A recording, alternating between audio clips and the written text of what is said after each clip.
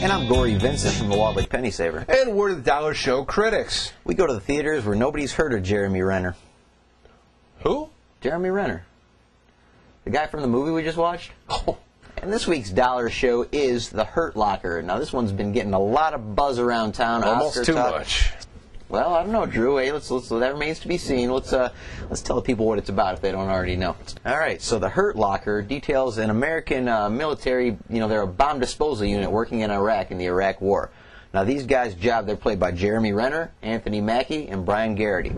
Now, these guys, it's their job to go find explosive devices, all these IEDs you hear about, or any kind of thing, and either disarm them, dismantle them, or detonate them if need be. Now, Jeremy Renner, he kind of plays the new leader of the crew, and he's kind of one of those cocky guys who, that really gets off on. I mean, the movie starts with the quote, "War is a drug," and for this guy, it really is. The movie is very simple in its telling. It just basically follows these guys, how many days they got left in their rotation, and it just follows them on their rounds, basically. And it's one kind of tense, suspenseful situation after another where they're called to an area. I mean, a lot of times nothing happens. There's some really tense situations in here, including a kind of sniper shootout scene, which has a... yeah, I like that. There's a nice kind of cameo role from Ralph Fiennes in this thing. I like to call him Ralph Fiennes just one time, because I know, but no.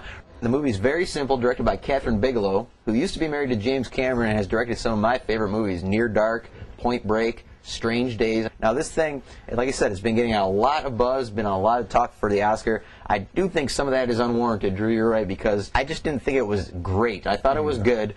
I mean, it definitely kept my interest, and it was suspenseful, intense, and it definitely kind of had a realism about it, almost a documentary-like style. Very much so, but it did have a lot of action to it. I mean, it was tense, like you said, but it wasn't an edge of your seat. I'll disagree. I'll say it kept you on the edge of your seat, but you're right. It's not an action war movie. This is more a kind of tense, drama-filled, war movie. There were a couple times there where I thought the bomb would have went off 6 different times, but no, it didn't go off. They're waiting for something. Including a scene where Jeremy Renner, who is this expert who's dismantled some record number of bombs, and he's going into a car, and the last place he looks is under the hood for the battery source, and I'm thinking I would look there.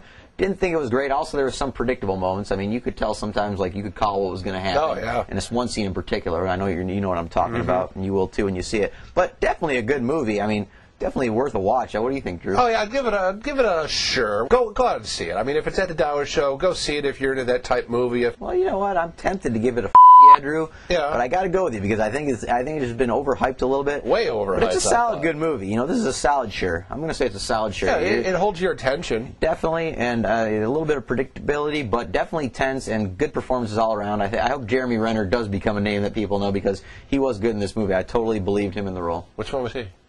Come on now. See the black guy? No, that would be Anthony Mackie, Drew, and he was also very good in this movie. So yeah, in recapping, that's 2 sures. I was close to a on this one, but 2 sures for The Hurt Locker. Still worth a view for sure. But for a better war movie, probably the best one I've seen in a long while, I'm going to have to go with 1986's Platoon, directed by Oliver Stone, starring William Dafoe. Willem? That's what you call him? I think that's what he's called, but whatever. William's fine. And Charlie Sheen and that other dude. Tom Berenger. Yep. Substitute. And as soon as Charlie Sheen gets there, he gets thrown out to the country so he can go fight Charlie. So Charlie is fighting Charlie. Yeah, it's like a 2.5 Men type thing. Yeah, I see. That's kind of interesting. That's why he got put into rehab a couple times. And throughout this movie, it's basically Charlie Sheen trying to stay alive throughout the woods and, going back to base and getting pretty drunk and high with his comrades. And after a while, Sheen starts growing friendship with his commander, Dafoe, who plays like the better commander. And then there's another guy, Tom Berenger, who plays the bad commander in a way. I mean, he's got scars over his face, and this guy's just bad news.